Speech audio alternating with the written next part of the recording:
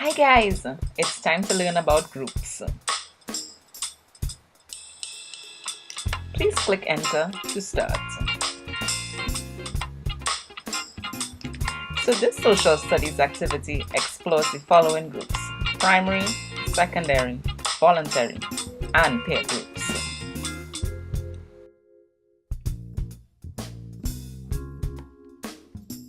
Now, let's look at the definition of groups. A group is defined as two or more individuals who are connected to one another by social relationships.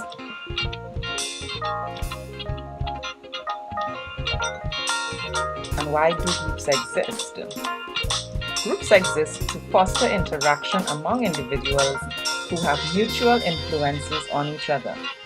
The group further provides a common feeling of camaraderie by allowing members to work together to achieve common sets of goals.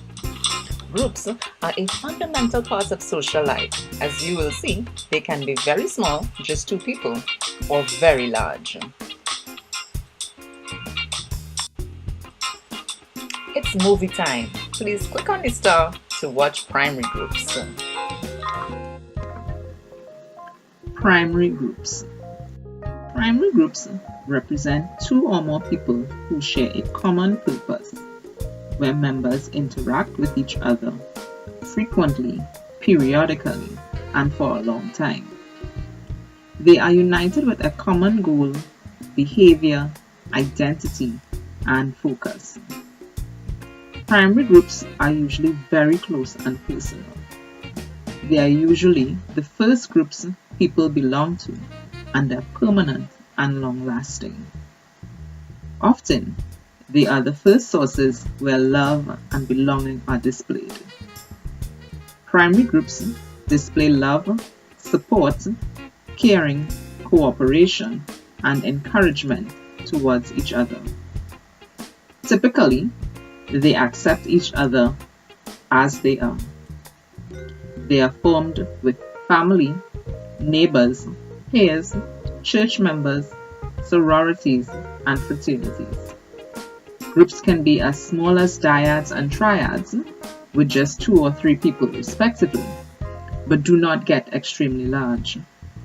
Group members lack titles and are mainly informal in nature. In recap, primary groups are typically small in size, with high levels of intimacy, frequent interaction, and a high degree of acceptance. Now let's recap primary groups. Primary groups are very close and personal, and are usually the first group persons belong to, and are permanent and long-lasting. They display love, support, caring, cooperation, and encouragement towards each other.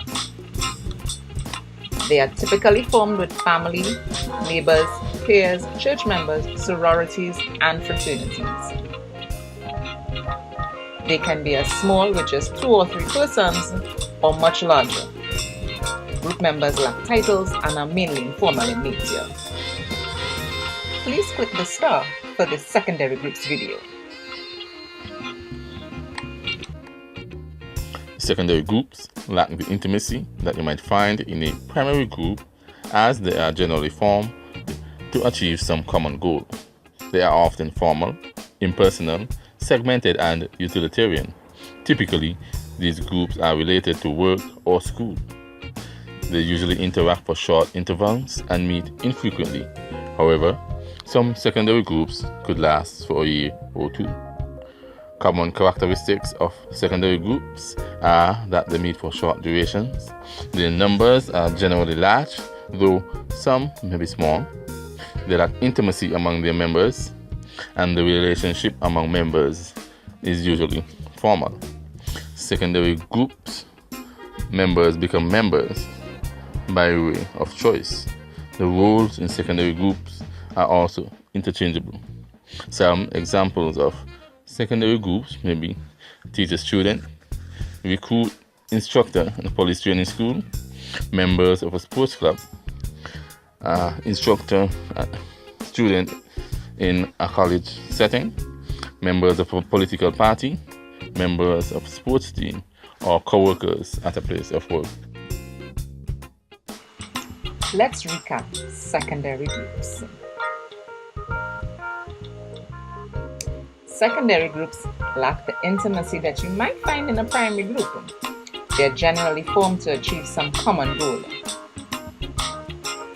They are often more formal, impersonal, segmental, and utilitarian, and are typically related to work or school. Members usually interact for short intervals and meet infrequently. They can, however, last for a year or two. Some examples are teacher-student relationships and recruit-instructor relationships. Please click the star for voluntary groups. Voluntary group. Voluntary groups are those where members opt in to satisfy a greater need or purpose. They can vary in size from small to large. They are distinct from other groups as the primary goal is altruistic in nature. Their common purpose is for social change or to satisfy a social need. Often, voluntary groups operate without financial reward for their activities. Instead, group members gain personal satisfaction and gratification for the work they do. They can be of benefit to the community or on a personal scale in the form of hobbies.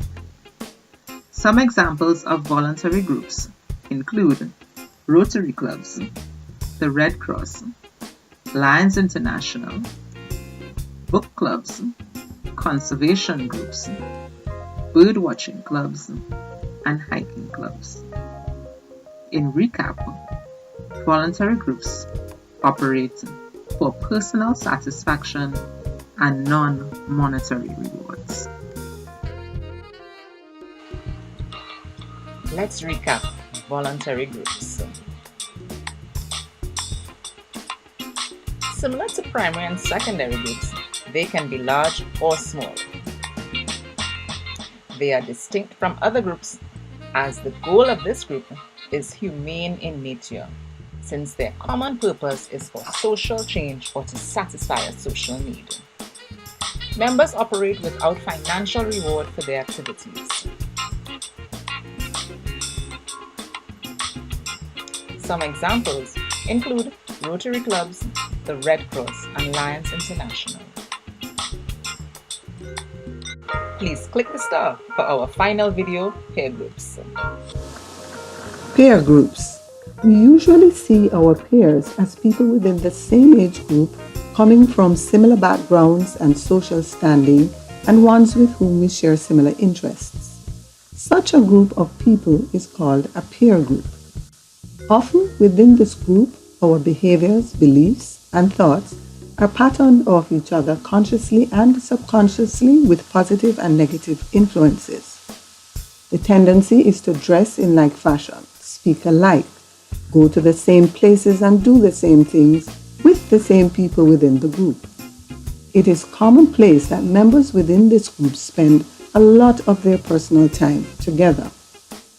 Children associate with other children of the same age for playing. The most commonly referred to peer group is the adolescents aged 13 to 19 years peer group. Members of this group turn to each other for advice, comfort, support, and shared life experiences previously sought from parents and other family members. Being accepted into or being a part of this group is important to the adolescent.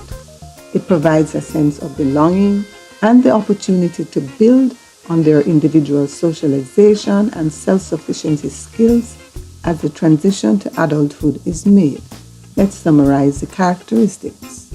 Similar age group, background, social standing, like behaviors, beliefs, thoughts, personal time spent mostly together. For the adolescent peer group, it is the most referred to peer group. They advise, comfort, and support each other. Now time for Family is quiz. less influential. Press enter to start. Acceptance and belonging, very important. Let's recap peer groups. Members usually have a similarity in age, background, social standing, and interests. Also, behaviors, beliefs, and thoughts are patterned after each other, both in a positive and negative way.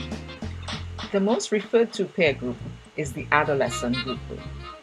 Members turn to each other for advice, comfort, and simply sharing life experiences. Some other examples include sports teams, school organizations and clubs, classmates, neighbors, and a group consisting of first-time moms. It's now time for a quiz. Press enter to start. You did it. You've completed the quiz.